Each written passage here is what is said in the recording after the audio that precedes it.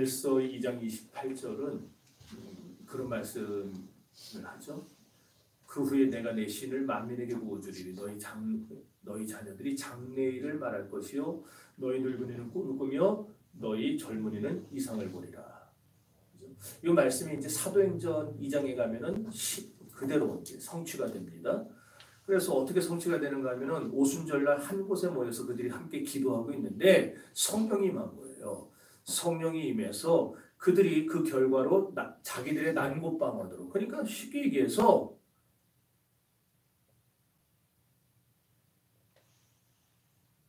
무슨 말을 해야 되나? 저는 한국 사람인데 막 태국말로 기도를 하고 러시아 사람인데 일본 말을 하고 배운 적도 없어요. 근데 막 하는 거예요. 자연스럽게. 네. 그런 방언, 난곳방언이라는 말이 그거예요. 우리가 알고 있는 대신방언이 아니고 이건 대인방언을 말해요. 사람이 알아들을 수 있는 이 세상에 있는 언어를 말하는 겁니다. 그런 말을 막 방언을 하고요. 예언을 합니다. 그 다음에 소망을 꿈꿀 수 없었던 상황 속에서 이 초대교회 교인들이 1세기 그리스도인들이 소망을 품게 되고 환상을 보는 역사를 체험하게 되는 거예요. 여러분 여기서 그 요엘서 2장 28절 또한 사도행전 2장에서 말하는 예언, 환상, 꿈 이런 거를 다 한마디로 묶으면 뭐가 되느냐? 비전입니다. 비전. 비전이라는 말 우리 많이 부르죠. 그리고 이 사건을 통해서 이 사건으로 인해서 기독교를 뭐라 부르기 시작하느냐? 비전의 종교라고 부르기 시작하는 거예요. 분명한 사실은 초대교회를 탄생케 하신 성령 하나님은 오늘날도 남녀노소를 가리지 않습니다. 그리고 모든 믿는 자에게 하나님은 꿈을 꾸게 하신다는 거예요. 환상을 보게 하십니다. 왜 그런가? 왜 꿈을 꾸고 왜 환상을 보게 하는가? 기독교가 비전의 종교이기 때문에. 그러니까 비전의 종교를 믿는 우리가 비전을 보지 않으면 어떻게 되겠어요?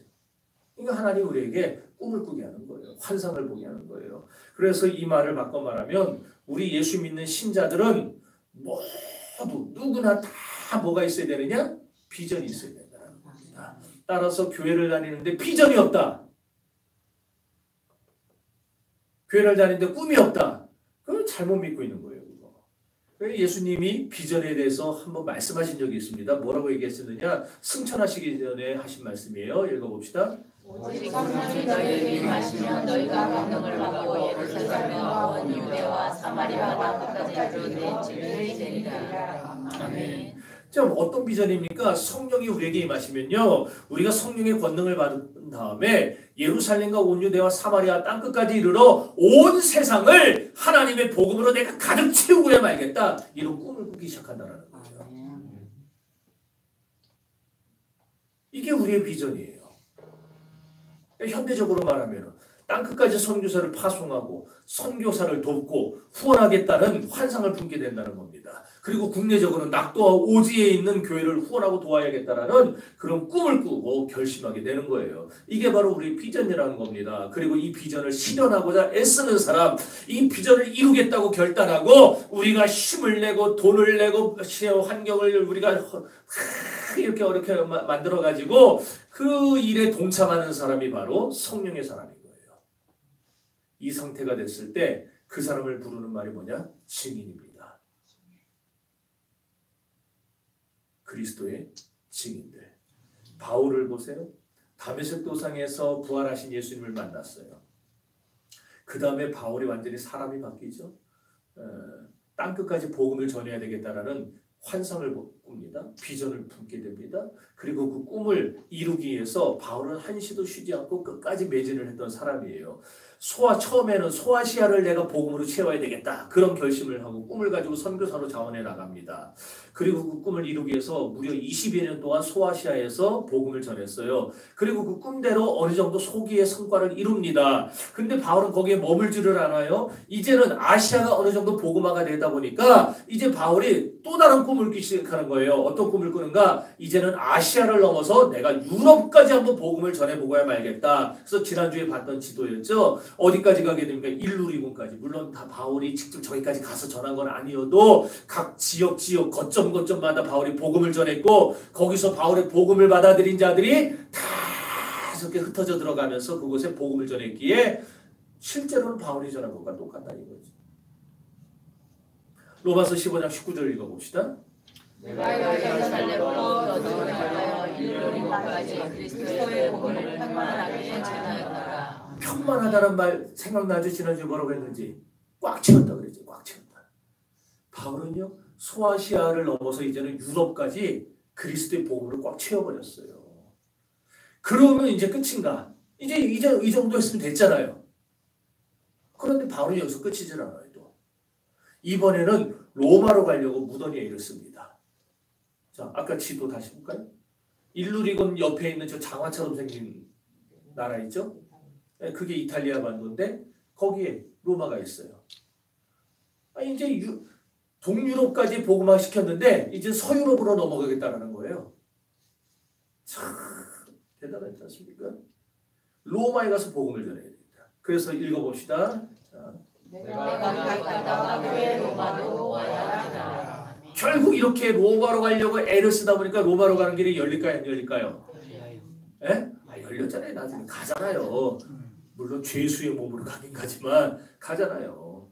자, 로마에 가가지고 그가 처음 투옥됐을 때는 좀 자유롭게 활동했다 그랬잖아요. 그래서 거기서 사람들도 만나고 막 이렇게 해요. 그러면서 그들에게 복음을 전합니다. 자, 그런데 거기서 또 만족을 안 해요. 로마에 복음 전했으면은 이제 끝 아닌가 그랬는데 거기서 만족 안 하고 또 뭐 어떻게 하느냐? 당시에는 세상의 끝이라고 여겼던 세상의 끝 어딜까요? 어딜까요? 두 분이 같은 데서 파마하셨어요? 네, 같은 공장이에요. 잘못했어요. 예쁜데? 아이고 그걸 어딜까요? 세상의 끝이 당시에 지금 말고 그 당시에 몰라요. 모르겠어요? 자, 지도에 나왔나 모르겠네. 아이고 안 나왔네. 이탈리아가 끝이네. 당시에는요, 당시 사람들은 세상의 끝이 어디라고 여겼냐면은 서바나. 서바나가 어딘가 하면은 스페인을 말해요. 오늘날의 스페인. 그러니까 스페인이 세상의 끝이라고 생각한 거예요. 실제로 지금은 사실은 포르투갈인데, 지금은 이제 스페인에 속해 있는데 그 당시 이제 그 포르투갈 스페인 거기 끝에 제가 언제 한번 얘기했는데 해변가에 가면은 비석이 하나 세워 있다고 그러잖아요. 거기에 여기가 세상의 끝이다 써 있다고 그랬잖아요. 그 비석도 한번 보여줬었죠. 제가 설교하면서. 자, 그래서 이 서바나까지 가서 복음을 전하기를 원한 거예요. 소아시아, 동유럽, 서유럽, 로마. 이제 로마에서도 안 멈추고 세상의 끝까지 가가지고 자 읽어봅시다.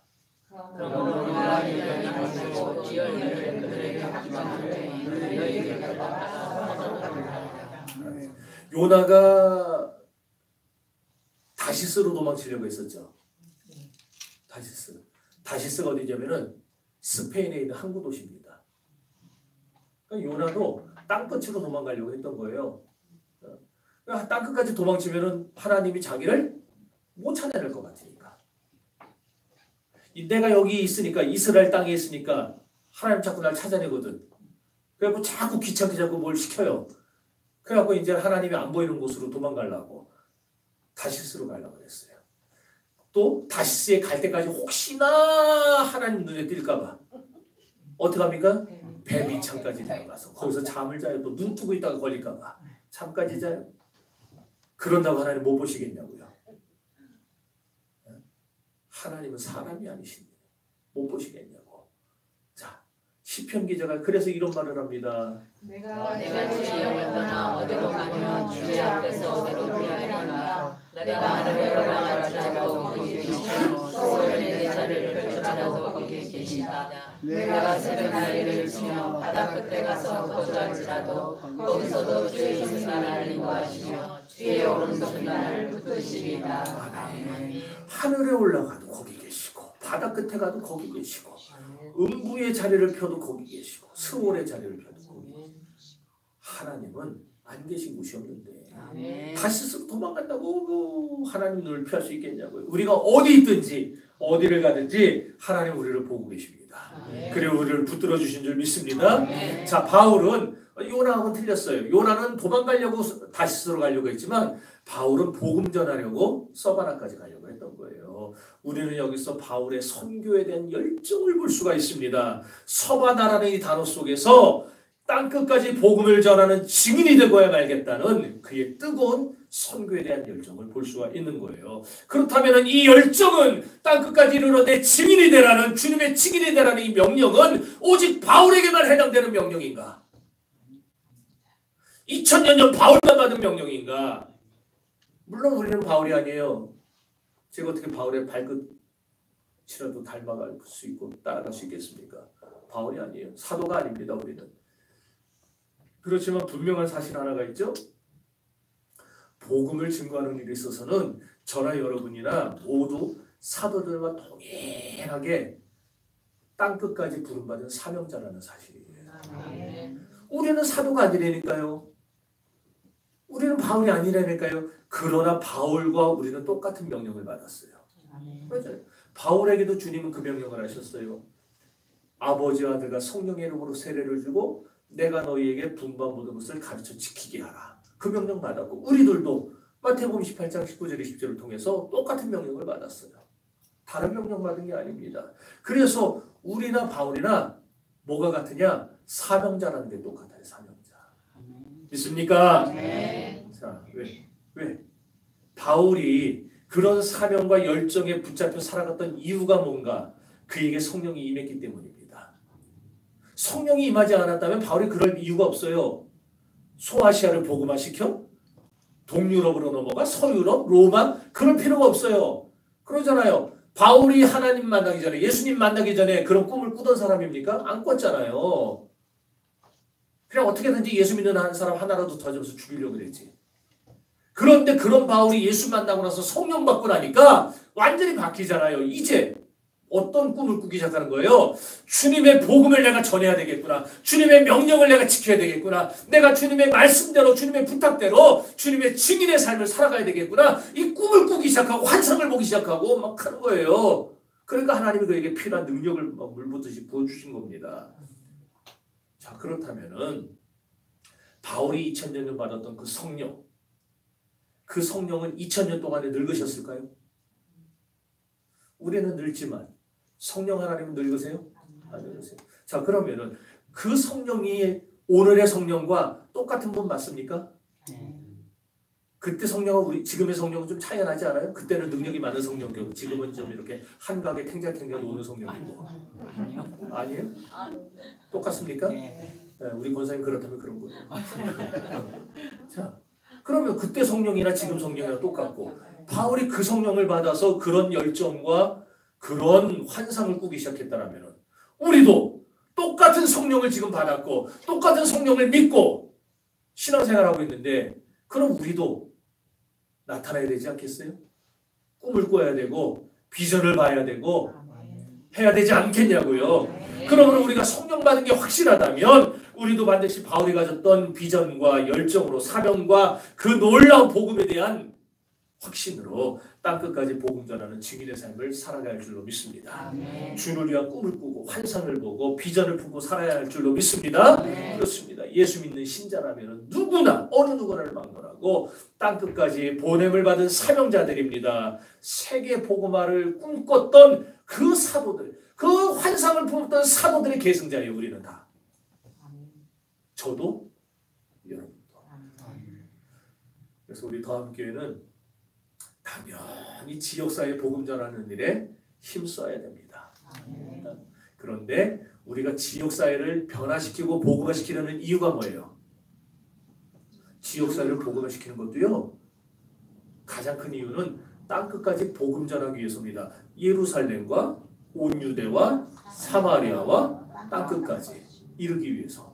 그래서 우리는 지금 예루살렘을 복음화시켜야 돼요. 우리 교회 주변을 복음화시켜야 되는 것이고. 그리고 그 복음화시키는 것도 결국 뭐라고요? 땅끝까지 복음 전하기 위해서. 우리는 그 비전을 품고 살아야 돼요. 여러분 온 세상 사람이 예수님의 이름을 찬양하는 막 꿈을 꿔보십시오. 꿈을. 여기 저하고 같은 세대 분들. 저 어렸을 때에 초등학교에서 그런 노래를 가르쳤어요. 기억나는 분 있을까 모르겠는데 앞으로 앞으로 앞으로 앞으로 다 하시네. 우리 다 같은 세대예요 지금. 지구는 둥그니까 자꾸 걸어 나가면 이게 어려서 배우고 잊혀지지는 않아요. 이 나이가 들어도. 온 세상 어린이를 다 만나고 오겠네. 고다음 거. 온 세상 어린이가 하하하 웃으면 그 소리 들리겠네. 어디까지? 달나라까지. 앞으로.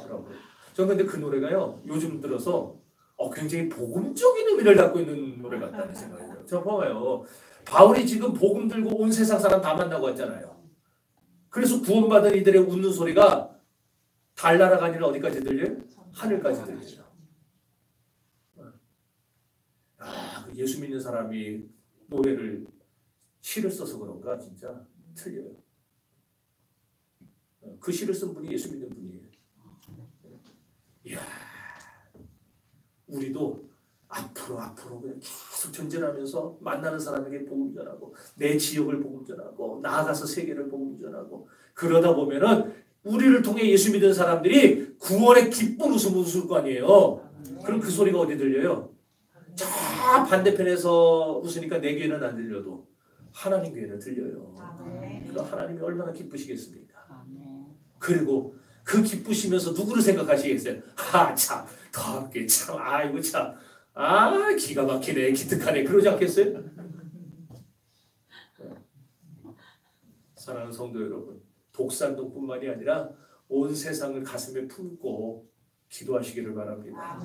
그래서 우리는 앞으로요 성령이 충만하고 열정 있는 선교사들을 발굴하고 협력하고 그들을 돕고 파송해야 됩니다. 지금 이 정도 했으면 됐지 뭘 또 더 하냐고 그러지 말고 해야 돼요. 네, 그리고 우리만이 아니고 이제 그 일을 우리 다음 세대들에게 임해 줘야 돼요. 우리는 하다가 주님이 오라 그러면 가야 되는 거니까. 그럼 누가 해야 돼요? 그 일을. 남겨진 세대가 해야 될 거 아니에요. 그 일을 해야 돼요. 이게 바로 오늘 우리 모두에게 주어진 중차대한 복음의 과제라는 거예요. 그래서 저는 우리 허춘아 집사님이 지난 1년간 이 단기 선교로 지금 이스라엘에 가 있는데 참 굉장히 높이 삽니다. 쉽겠습니까? 생활을 그냥 다 내려놓고 가는 게. 여러분들은 그렇게 하라는 건 아니지만 어쨌든 그렇게 하는 사람들이 우리 교회 청년들 중에서도 그냥 저는 어학연수보다 그런데 한 달씩 뭐 반년씩 복음 전하기 위해서 선교제 갔다 오는 사람들이 좀 막 나왔으면 좋겠어요. 참 감사한 거는요. 세계 어느 종족이나 민족에게서도 유래를 찾을 수가 없는데 유독 우리 대한민국 사람들이 들어가는 곳에서만 교회가 세워진다고 합니다. 물론 다른 나라 사람들도 들어가는 곳에 교회는 세워요. 근데 굉장히 느려요. 근데 대한민국 사람은 성질이 급하고 늘어서 그런가 하여튼 들어가면 교회를 세워요. 몇 명만 모여도 교회를 세워요. 십자가 딱 세우고 여기 교회다. 우리 민족은 아주 교회 세우는데 은사가 탁월한 민족 같습니다. 여러분 우리 교회 3대 비전 맨 마지막이 뭐죠? 왜 또 눈을 피합니다. 3대 비전 맨 끝이 뭐예요? 맨날 하면서 몰라요? 세계 선교를 이제 기억나죠? 마무리 짓는 교회. 대형 교회들이요. 그런 우리 슬로건을 보면은요. 웃습니다. 웃는 게 그냥 웃는 게 아니고 비웃습니다. 왜 비웃느냐? 코딱지 바른 교회가 이래요. 그런데 저는 자신해요. 뭘 자신하느냐? 지금 우리 교회가 하고 있는 이 선교의 사이즈, 선교의 케이스 이거는요. 여느 대형 교회 못지 않아요. 왜냐? 우리 지금 60명 교인이에요. 60명 교회가 선교사 10분을 돕고 있습니다. 그러면은 단순 계산만 하세요. 600명 교회는 몇 명을 도와야 돼요? 100명 도와야 돼요. 6,000명 교회는 1,000명 도와야 돼. 1,000명. 그럼 대한민국에 그런 교회 있는가? 대형 교회들 뭐 몇만 명 교회들도 많고 뭐 몇십몇 명 나오는 교회도 있는데 10,000명 나오는 교회에서 지금 그렇게 하고 있는가? 안 하잖아요, 자기들. 안 하는 건지 못 하는 건지 어쨌든 그렇잖아요. 근데 우리는 어쨌든 지금 이 사이즈 하고 있잖아요. 자부심을 가지세요. 아멘. 보통 교회가 아니에요, 우리가. 그래서 우리 교회에 간혹가다가 오시는 목사님들이요. 지난번에 이래성교회에서도 우리 교회를 방문했었는데 우리 교회 주보 딱 보고 여기에 선교사님들 우리 그다음에 국내 미자리 교회 돕는 거 기간 돕는 거 딱 보고요. 그분들이 벌어진 힘을 담으면서 34분 60초 걸렸어요.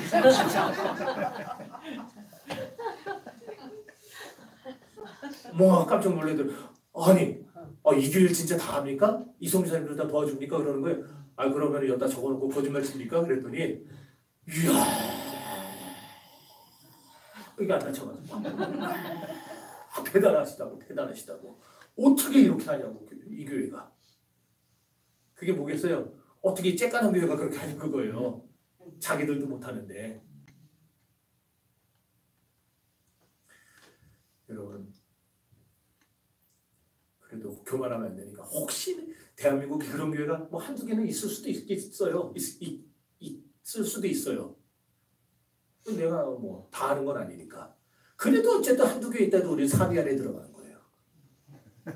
여러분 딱 어디 나가든지 다음 교회가 어떤 교회입니까? 그러면은 대한민국 3위 안에 드는 교회입니다. 딱 그러세요. 대한민국 3위예요 우리는. 혹시 2위도 될 수 있고 1위도 될 수 있는데 좀 교만한 것 같아서 내가. 자, 우리가 앞으로 여기서 만족하면 안 됩니다. 더 많은 선교사를 협력하고 이제 파송을 해야 돼. 파송을. 우리 교회가 더 커질수록 파송해야 돼.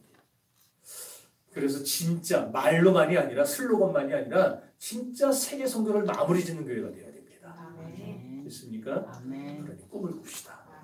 꿈 꾸면은요 꿈대로 될 겁니다. 아멘. 꿈꾸면 꿈대로 된다니까요. 아멘. 땅끝까지의 비전은 바울만의 비전이 아니에요. 우리 모두의 비전이 되어야 됩니다. 바울처럼 로마를 스페인을 가슴에 품고 꿈을 꾸시기 바랍니다. 네. 이슬람교도 힌두교도 불교도 할 것 없이 그리고 아프리카와 남미와 그리고 저 공산국가에 이르기까지 여러분들 가슴에 품으세요.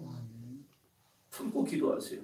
그리고 영혼들을 놓고 하나님 앞에 한번 간구해 보세요. 그러면 언젠가는 우리를 통해서 우리 더함교회를 통해서 하나님은 그 일을 해나가실 것입니다. 네. 왜 해나가시느냐? 그 일을 가장 이루기를 원하시는 분이 누구냐? 하나님이기 때문이에요. 아멘. 그렇잖아요. 하나님의 마음은 변한 적이 없잖아요. 그때나 지금이나 주님의 소원은 내가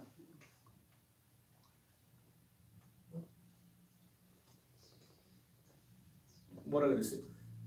믿지 않는 자가 회개하고 구원받는 것을 좋아하는 것만큼 좋아하는 일이 있겠느냐? 하나님은 그때부터 지금까지 똑같이 그 꿈을 꾸고 계세요. 근데 우리가 같은 꿈을 꾸면서 그 일을 이뤄드려 보세요. 하나님 완전히 뒤집어지시다. 로마서 15장 25절 읽어봅시다. 그러나 내가 성도를 섬기는 대로 예루살렘에 가느니 이는 나의 언니와 아가야 사람들이 예루살렘 성도들 중 하나님 나라를 위하여 기쁘게 얼마나 열망하였습니다. 아멘. 지난주에는 지금 끝났는데 그래서 아주 그냥 기뻤었는데 이제 반했어요. 자, 그런데 지금 이제 무슨 일이 벌어지냐면은 바울이 지금 이제 복음 전하려고 로마에서 스페인으로 가려고 하다가 갑자기 모든 계획을 다 올스톱 시켜버린 거예요.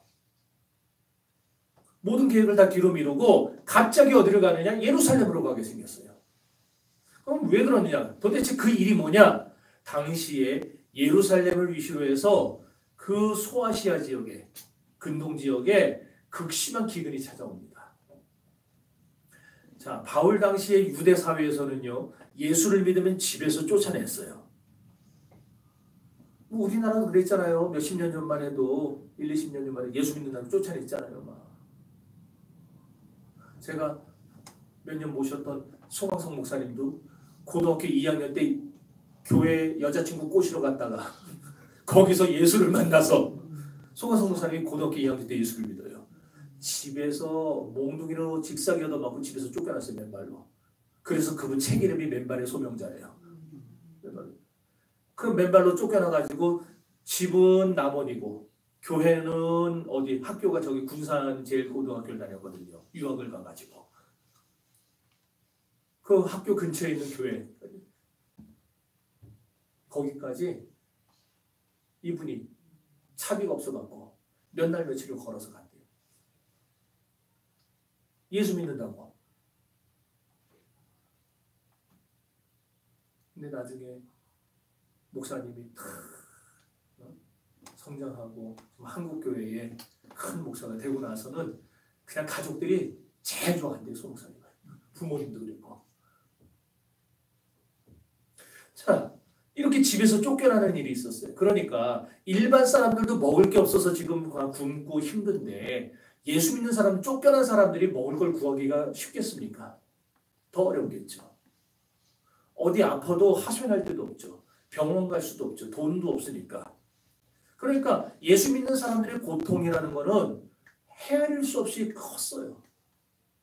자, 이런 소문이 소아시아에 있는 이방교회 그리스도인들에게 전해진 거예요.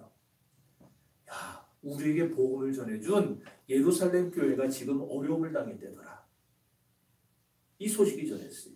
그 소식이 들려지고 나서 이 소아시아만이 아니라 이제는 유럽에 있는 교회들까지 마게도냐와 아가야 지방에 있는 모든 이방 그리스도인들이 자기들도 지금 형편이 좋은 게 아니에요. 그런데 우리가 우리에게 복음 전해준 예루살렘 교회를 도와야 되지 않겠냐 이러면서 힘껏 선교헌금을 해가지고 그 헌금을 바울에게 전해준 거예요. 이 헌금 가지고 예루살렘 교회 가서 저 어려움 당한 형제들을 좀 도와주세요 하고.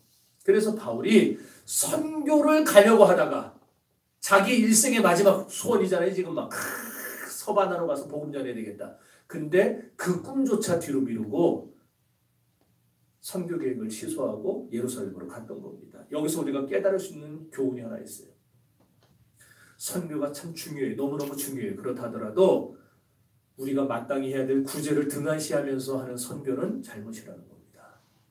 그래서 우리 더함교회는 선교에 목숨 걸어야 되지만 그와 더불어 우리 주변에 어려운 사람들을 돕는 일도 함께 나가야 되는 거예요. 우리 주변에서 막 굶어 죽고 어려워 가는데 그냥 눈만 바깥에다 돌리고 선교하자 선교하자 이거는 아니라는 거예요.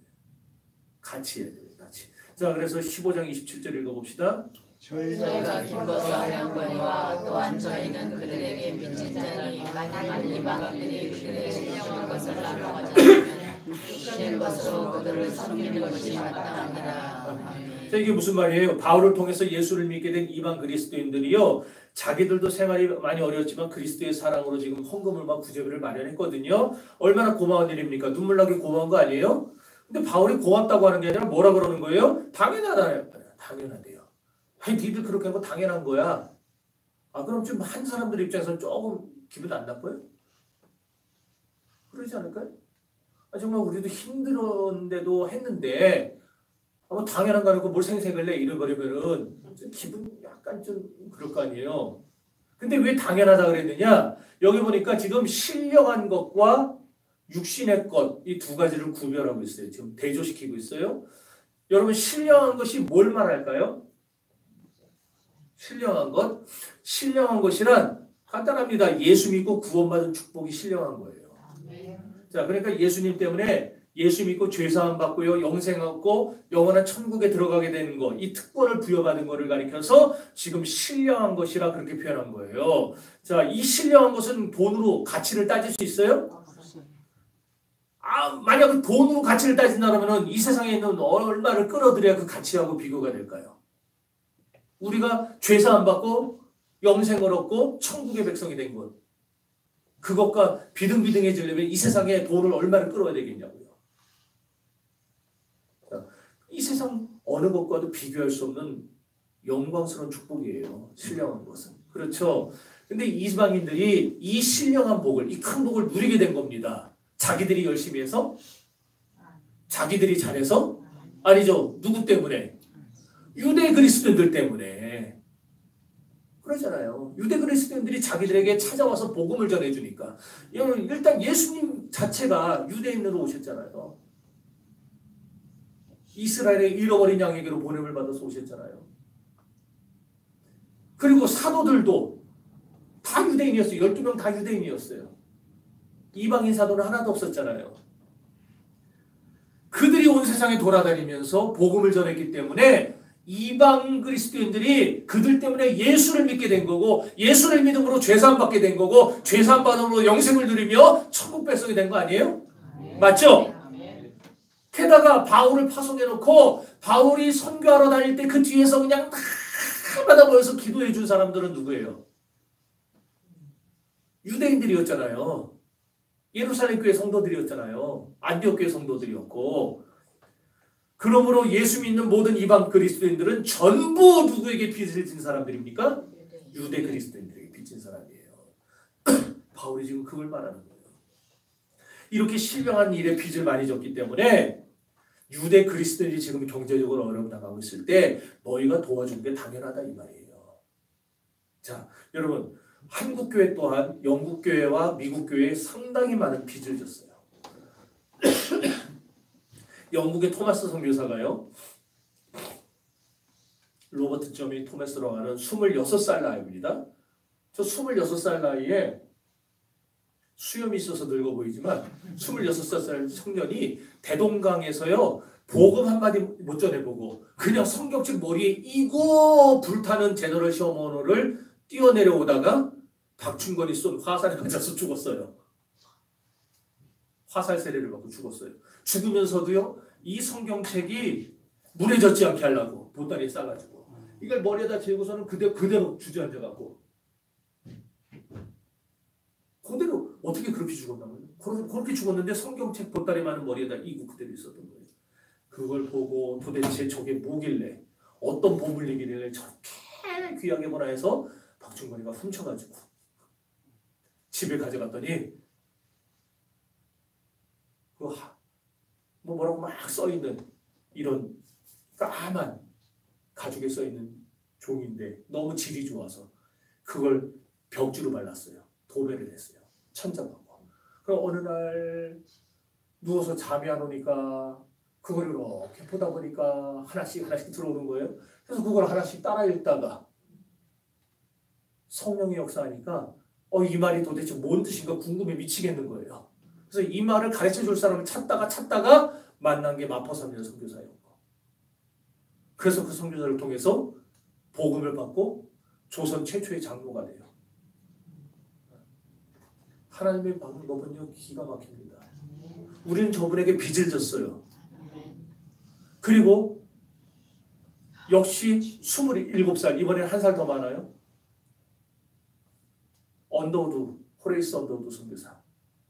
한국을 너무나 사랑하는 미국인이라고 불리는 사람입니다. 저분의 4대까지 지금 우리 한국에서 활동하고 있어요. 언더우드 선교사. 그리고 저분은 우리 장로교고요. 감리교회 아펜젤러 선교사. 저 사람 26이에요. 한 살 더 어린데 더 늙어 보이죠. 저분들 덕분에 우리나라에 복음이 전해진 거예요.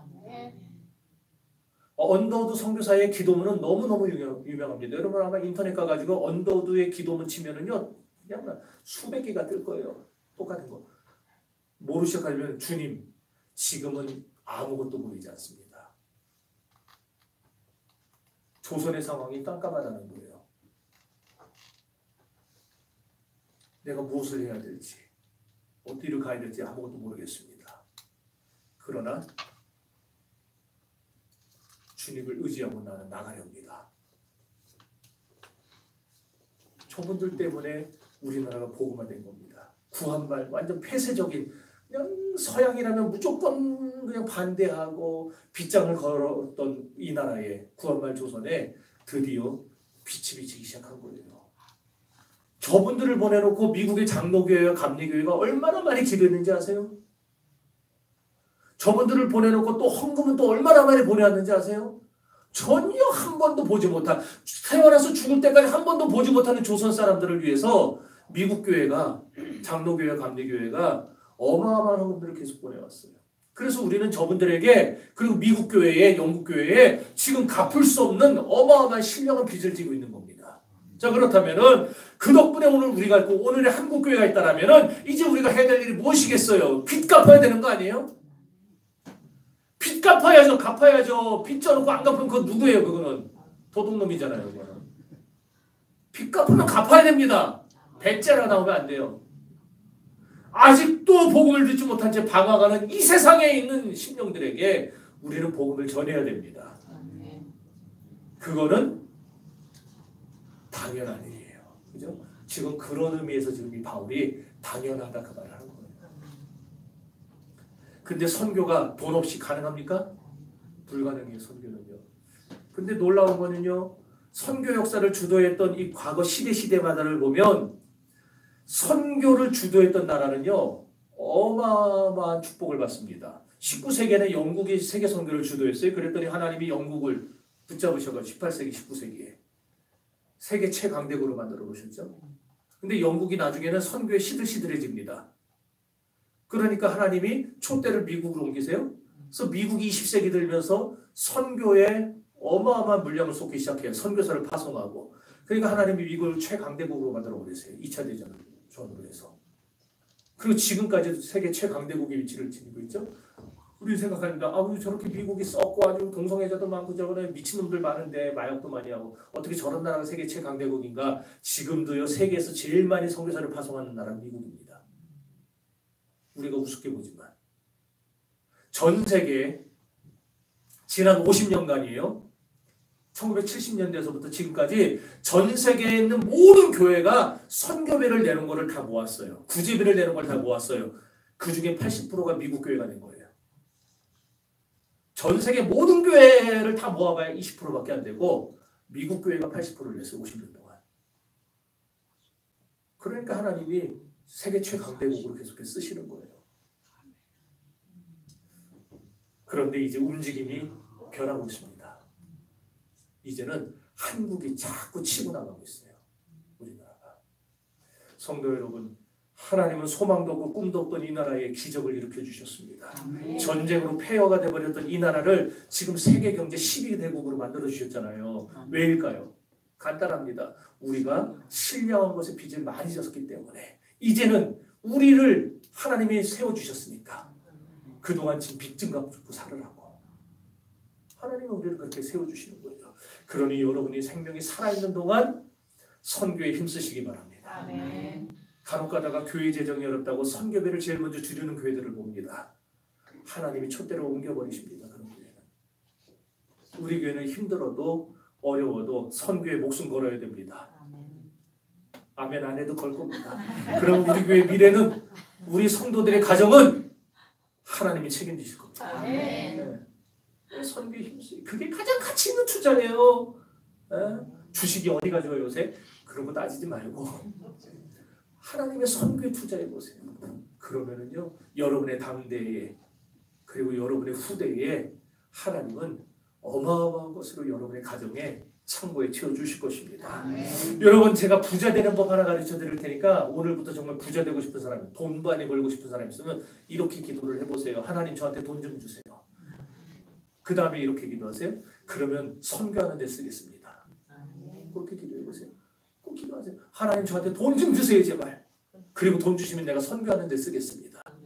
하나님이요 속는 셈 치고라도 주십니다. 그리고 여러분 주변에 혹시라도 우리 뭐 금천구에서는 좀 찾아보기 힘들지만 혹시 돈이 남아 돌아서 아주 그냥 매일매일 이 돈을 어떻게 쓰는 게 고민인가 하는 그런 갑부들을 보면 좀 전도해서 우리 교회로 데리고 나오세요. 제가 그 돈 잘 쓰게 해드릴 테니까. 부자 10명, 그런 갑부 10명만 우리 교회에 들어오면은요 어떤 일이 벌어지겠습니까? 여러분 삭개오처럼 변화만 돼 보세요. 그 사람들이 주여 내가 토색한 것이 있다면 4배나 갚겠나이다. 그렇게 심령이 회개하고 변화된 사람이 갑부가 10명만 우리 교회 들어오면 우리 세계 선교를 위해서 어마어마한 일을 할 수 있는 거예요. 여러분 돈의 가치가 다 똑같은 게 아니에요. 밥 먹는데 10만 원을 쓰는 거하고 지금 당장 죽어가는 영혼을 살리기 위해 10만 원을 쓰는 거하고는요 돈의 값어치가 틀립니다. 네. 지금 시간이 없어서 내가 이거 나머지 그냥 다 넘어갈게요. 우리 돈을 가치 있게 씁시다. 알겠죠? 보람 있게 쓰시기 바랍니다. 그럼 돈을 가장 가치 있게 쓰고 보람 있게 쓰는 방법이 뭐냐? 그게 바로 영혼 살리는 거, 생명 살리는 데 쓰는 거니까요. 네? 여러분 돈 버느라 얼마나 수고하고 땀 많이 흘리셨습니까? 여러분 돈이 여러분의 생명과도 같은 거잖아요. 피값이잖아요. 잠도 못 자고 고생 많이 해서 하루 종일 긴장하며 뛰어다니고 그렇게 귀하게 번 돈 귀하게 쓰셔야 될 거 아니에요. 귀하게 벌었는데 정승같이 벌어서 개같이 쓰면 안 되잖아요. 개같이 보고 정승같이 써야죠. 액면가치보다 10배, 100배 가치를 올려서 써야 돼요. 그러려면 땅끝까지 복음 전하는 일에 이 영광스러운 일에 쓰임받아야 되는 겁니다.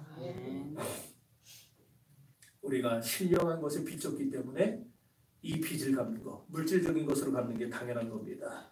나 혼자 잘 먹고 잘 살아도 구원은 받을 겁니다. 하지만 그런 이기주의자들을 하나님이 어떻게 보실까를 생각해 보십시오. 그래서 저는 천국 가면 상급이 기다리고 있다는 사실이 그게 너무너무 위로가 돼요. 그렇잖아요. 정말 이제 세상에서 주를 위해 내 먹고 싶은 거 못 먹고 쓰고 싶은 거 못 쓰고 이번에도 제가 부활절원금 30만 원 했어요. 이 없는 형편에. 그렇게 했는데 이렇게 선교하려고 복음 전하려고 애를 쓰는데 이러고 천국 갔는데 탱자탱자 자기 혼자 잘 먹고 잘 살다 온 사람하고 상급이 나랑 똑같다 그러면 내가 아빠 배 터져 죽을 것 같아요. 복상 터져서. 근데 상급이 있대요. 하나님이. 상급이 틀린대요. 내가 그것 때문에 하는 거예요. 천국 가서 상급 받을 거 기대하면서. 여러분 요한복음 1장 29절에서 하나님이 예수님을 가리켜서 뭐라 그러시냐면 보라 세상죄를 지고 가는 하나님의 어린 양이라고 그랬어요. 세상 죄를 지고 가는 하나님의 어린 양. 내 죄를 지고 가는 하나님의 어린 양이 아니에요. 물론 하나님은 나 한 사람을 너무너무 귀하게 보십니다. 여러분 하나만 있었어도 세상에 여러분 구하러 오셨을 겁니다. 그만큼 여러분을 사랑하고 여러분을 귀하게 보십니다. 그러나 하나님의 관심은 나 한 사람한테만 머물러 있는 건 아니라는 거예요. 하나님의 관심은 어디 있느냐? 세상 모든 민족에게 가 있습니다. 이런 하나님의 마음을 좀 헤아려 보시기 바랍니다. 하나님은 병자도 예수 믿기를 바라고 극빈자도 예수 믿기를 바라고 부자도 예수 믿기를 바라고 그리고 밀림 오지에서 벌거벗고 살아가는 원시인들도 예수 믿기를 바라고 창녀도 마약 중독자도 예수 믿기를 바랍니다. 우리 교회에 들어가야 되는 사람들은요 언제나 말쑥하고 모든 것이 잘 갖춰진 그런 멋진 사람들만이 아니라 상처받고 소외당하고 힘들고 어려운 사람들도 들어와야 됩니다. 하나님이 구원하기로 예정하신 모든 민족이 다 구원받아 하나님 나라를 가득 채워서 주님이 영광 받기를 바라는 게 하나님의 꿈이요 비전입니다. 그리고 그 꿈과 비전을 오늘 누가? 저와 여러분이 꾸기를 원하십니다. 그 하나님의 꿈과 비전을 이 저녁 우리 가슴속에 품어봅시다. 그리고 그 꿈의 성취를 위해 헌신하시고 선교에 한번 동참해 봅시다. 내가 직접 아프리카에는 못 가요. 그러나 아프리카에 가 있는 그 선교사를 위해서 우리는 기도해 줄 수 있고 우리는 물질을 헌금해서 그들에게 보내줄 수 있습니다. 우리가 비록 저 공산국가에 가서 평생 이슬람 국가에서 평생 살 수는 없어도 다만 얼마나 더 헌금해서 그분들을 돕는 일에는 우리는 얼마든지 할 수 있는 거예요. 그리고 그런 일을 하기 전에 먼저 여러분 가정에 아직 예수를 모르고 죽어가는 그 영혼이 있다면 그것을 가슴 아파하면서 기도하시기 바랍니다. 여러분 가정에 있는 불신자들에게 무관심하면서 세계 선교하겠다? 아까 제가 처음에 얘기했죠. 우리 주변에 굶어 죽어가는 사람들을 등한시하고 구제하면서 선교하는 거 그건 아닙니다. 먼저 여러분 가정부터 복음화하시기를 바랍니다. 그리고 우리 교회 주변을 그리고 나아가서 세계를 민족을 복음화시킬 수 있는 그런 꿈과 비전을 품는 저 여러분들이 될 수 있기를 바랍니다. 여러분 오늘 우리가 하나님이 원하시는 비전이 뭔가를 배웠습니다. 그 비전을 분명히 깨달았다면 이제는 기도로 물질로 시간으로 대한 특별한 관심을 가진 사람들이 좀 많이 나왔으면 좋겠습니다. 선교를 위해 물질을 바치는 사람들 좋겠습니다. 선교사들을 위해 밤낮으로 무릎 꿇고 기도해 주는 사람들이 나왔으면 좋겠습니다. 이제 11월이면 우리 태국으로 선교 갈 겁니다. 얼마 이제 광고할 거예요. 여러분 그러면은 동참하세요. 동참하세요. 그래서 세계 도처에서 죽은 자들이 우리의 복음을 듣고 에스겔 골짜기의 군대처럼 다시 일어나는 기적을 우리 한번 체험해 봅시다. 그 일에 쓰임 받는 다음 교회가 되시기를 주님의 이름으로 축원합니다.